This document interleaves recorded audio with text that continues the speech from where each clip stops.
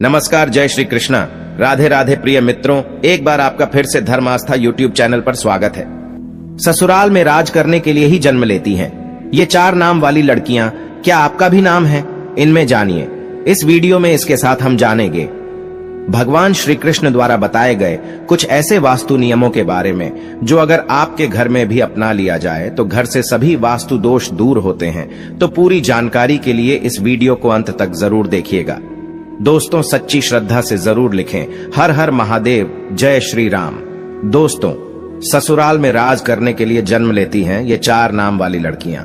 दोस्तों, आज की इस वीडियो में हम आपको ऐसी 4 नाम वाली लड़कियों के बारे में बताने जा रहे हैं जो कि ससुराल में हमेशा ही राज करती हैं। इनके भाग्य में हमेशा से ही राजपाट, सुख, संपत्ति, धन, दौलत, रुतबा, पैसा सब होता है। तो कौन सी है वो 4 नाम वाली लड़कियां? आइए इस वीडियो के माध्यम से जान लेते हैं। लेकिन उससे पहले हम जानेंगे कुछ ऐसे महत्वपूर्ण वास्तु के नियम के बारे में जो स्वयं भगवान श्री कृष्ण ने युधिष्ठिर को बताए थे। तो दोस्तों, चलते हैं और सुनते हैं गुरुजी से कि वो क्या कहते हैं इसके बारे में। दोस्तों, जिन घरों में भी महिलाएं इन नियमों का पालन करती हैं तो ऐसे घर में सदा ही मां लक्ष्मी का वास होता है और ऐसे घर में सुख शांति, परिवार के सदस्यों के बीच प्रेम सदा ही बना रहता है। इसलिए आप भी वास्तुशास्त्र के इन महत्वपूर्ण नियमों का पालन अवश्य ही करें। वास्तु शास्त्र के अनुसार घर में सकारात्मक ऊर्जा अधिक होना आवश्यक है, तभी घर में सुख शांति बनी रहती है और धन का आगमन होता है। अगर घर में वास्तु दोष हो, घर में आवश्यक चीजें ना हो, तो ऐसा घर नकारात्मक शक्तियों से भरा रहता है, जिस कारण घर में क्लेश, वाद विवाद, आर्थिक तंगी, कर्ज में मारी जैसी समस्याएं उत्पन्न होने लगती हैं। इन सभी समस्याओं से बचने के लिए आप अपने घर में वास्तु शास्त्र में बताए गए इन नियमों का पालन अवश्य ही करें। घर की महिलाओं को घर की लक्ष्मी कहा जाता है। उनका सम्मान करना सबसे महत्वपूर्ण बात है। श्री कृष्ण कहते हैं कि जहां पर स्त्री का सम्मान नहीं होता उस कुल का विनाश होता है, उस कुल को दरिद्रता का सामना करना पड़ता है, क्योंकि देवी लक्ष्मी ऐसे घर में एक क्षण भी नहीं रुकती। तो चलिए जान लेते हैं भगवान श्री कृष्ण ने बताए हुए महत्वपूर्ण वास्तु नियमों के बारे में। लेकिन उससे पहले दोस्तों, आपसे रिक्वेस्ट है कि वीडियो को लाइक करें, अपने दोस्तों के साथ शेयर करें और अगर आपने अभी तक चैनल को सब्सक्राइब नहीं किया तो सब्सक्राइब करके बेल आइकन जरूर प्रेस कर लें।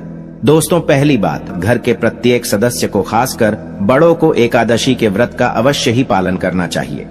एकादशी के दिन घर में किसी भी प्रकार का अनिष्ट कार्य न करें। एकादशी का व्रत सभी व्रतों में श्रेष्ठ है, इसीलिए इस दिन घर की शुद्धता बनी रहनी चाहिए। जिस घर की स्त्री एकादशी के व्रत का पालन करती है उस घर में लक्ष्मी सदा ही निवास करती है। दूसरी बात, श्री कृष्ण कहते हैं कि प्रत्येक व्यक्ति के घर में ये 5 चीजें, दूध, दही, घी, गंगा जल और शहद अवश्य ही होनी चाहिए। जिस घर में भी ये चीजें होती हैं वहां पर कभी भी दरिद्रता नहीं आती।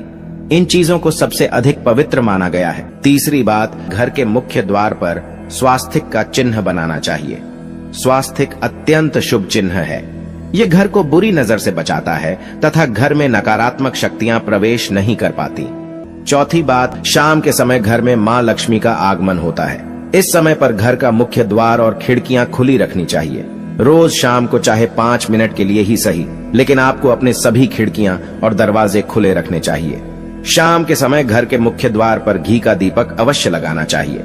दीपक जलाते समय इस बात का ध्यान रखें कि दीपक के नीचे थोड़े अक्षत अवश्य रखने चाहिए। शाम के समय घर के आंगन में पानी का छिड़काव करें। रंगोली बनाकर देवी लक्ष्मी का स्वागत करने से मां लक्ष्मी प्रसन्न होकर आपके घर में प्रवेश करती है। इसलिए आपको सुबह के समय या शाम के समय अपने घर के मुख्य द्वार पर रंगोली जरूर बनानी चाहिए। 5वीं बात, हफ्ते में एक बार नमक के पानी से घर में पोछा लगाना चाहिए। नमक नकारात्मक शक्तियों को सोख लेता है और घर का वातावरण पवित्र करता है। स्नान करते समय भी पानी में थोड़ा सा नमक मिलाकर स्नान करना चाहिए। इससे तन की शुद्धि होती है। छठी बात, कुलदेवी अथवा कुलदेवता के बाद के दिन घर में उनके नाम का दीपक लगाना चाहिए। जैसे अगर आपके कुलदेवता महादेव है तो सोमवार का दिन महादेव का दिन होता है। ऐसे में सोमवार को विशेष महादेव के नाम का एक दीपक अपने घर के मुख्य द्वार पर रखें। आप तेल का दीपक भी लगा सकते हैं। महादेव आपके घर पर अपनी विशेष कृपा बरसाएंगे। तो इसी तरह से ये उपाय आप अपने कुलदेवता या कुलदेवी के लिए कीजिए। इससे कुल देवता प्रसन्न होते हैं और घर के सदस्यों पर अपनी कृपा दृष्टि बनाए रखते हैं। 7वीं बात, किसी भी विशेष त्योहार या शुभ मुहूर्त पर एक मुट्ठी काले तिल लेकर अपनी मुट्ठी में 3 बार फूंक मारें। अब इन काले तिल को आप अपने घर की छत पर डाल दीजिए। इससे नकारात्मकता नष्ट होती है। घर पर अगर किसी की कुदृष्टि हो तो वो भी दूर हो जाती है। आपके शत्रु कुछ भी आपका बिगाड़ नहीं पाएंगे। तिल की उत्पत्ति भगवान विष्णु के मैल से हुई थी, इसीलिए इसमें बहुत शक्ति होती है। 8वीं बात, पशु पक्षियों के साथ ही वृक्षों की देखभाल करने का दायित्व भी मनुष्य का ही है। इसीलिए घर के रसोई घर में नित्य एक लोटे में पानी भरकर रखें और सुबह इस पानी को पेड़ पौधों में डाल दें। इससे सभी प्रकार के वास्तु दोष नष्ट होते हैं। 9वीं बात, श्री कृष्ण कहते हैं, द्वार पर आई गौमाता और द्वार पर आए कुत्ते को रोटी अवश्य खिलाएं। पशु पक्षियों के लिए घर की छत पर अथवा बालकनी में पानी और खाद्य पदार्थ की व्यवस्था जरूर करें। 10वीं बात, रोजाना चींटियों को शक्कर मिला हुआ आटा डालना चाहिए। इससे व्यक्ति की कुंडली के दोष दूर होते हैं। 11वीं बात, घर के बाहर ईशान कोण में जल से भरा पात्र अवश्य रखना चाहिए ताकि कोई भी अतिथि प्यासा ना लौटे और आपको आशीर्वाद प्रदान करे। प्यासों को पानी पिलाने से बड़ा पुण्य और कोई भी नहीं होता। तो दोस्तों, ये तो थी वो महत्वपूर्ण बातें जो भगवान श्री कृष्ण ने सुख समृद्धि के लिए बताई। आइए अब जानते हैं कौन से वो 4 नाम है जो अगर किसी भी महिला के हो तो ऐसी महिला करती है। ससुराल पर राज। दोस्तों, शादी के बाद जब भी कोई लड़की अपने ससुराल जाती है तो उसे कई प्रकार के नियम कायदों का पालन करना पड़ता है। उसे अपने ससुराल के लोगों के अनुसार स्वयं को ढालना पड़ता है। हर घर का रहन सहन और उसमें रहने वालों की सोच बिल्कुल अलग होती है। ऐसे में इतने सारे लोगों के बीच जब एक लड़की बहू बनकर आती है तो उसे ही स्वयं के घर के माहौल के अनुसार ढलना पड़ता है। हालांकि सभी लड़कियां ऐसा नहीं करती, बल्कि कुछ लड़कियां तो इतनी माहिर होती हैं कि ससुराल जाकर बाकी सबका रहन सहन ही बदल देती है और खुद अपनी चलाकर घर पर राज करती है। दोस्तों, ससुराल जाकर सब कुछ अपने हाथों में कर लेना भी एक कला है जो सब में नहीं होती।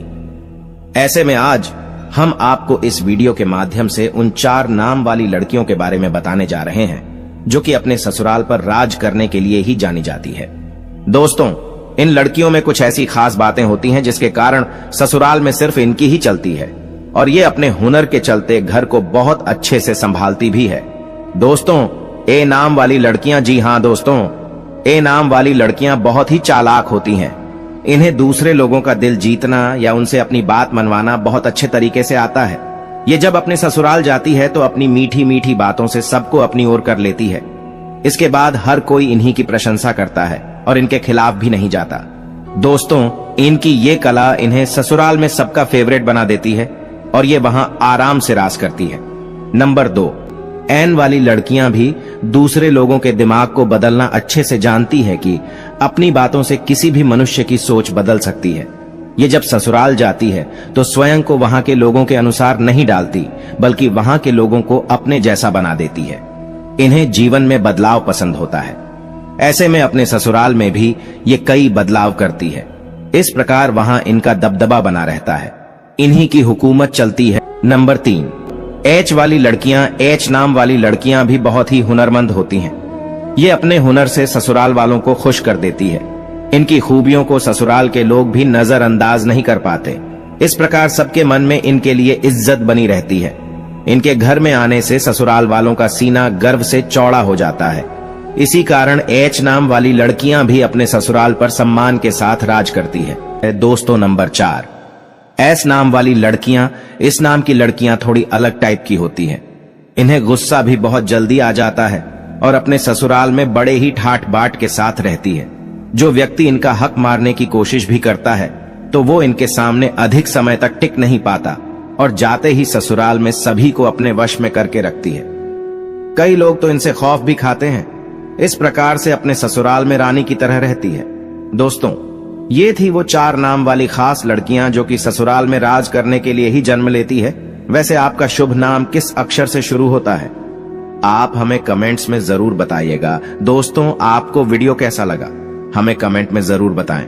इस वीडियो को लाइक करें, अपने दोस्तों के साथ शेयर करें और हमें सब्सक्राइब करना ना भूलें। और हाँ, इस वीडियो से कोई भी सवाल है तो आप कमेंट बॉक्स में जरूर लिखें और आपके पास कोई भी सवाल नहीं तो हर हर महादेव अवश्य लिखें। धन्यवाद।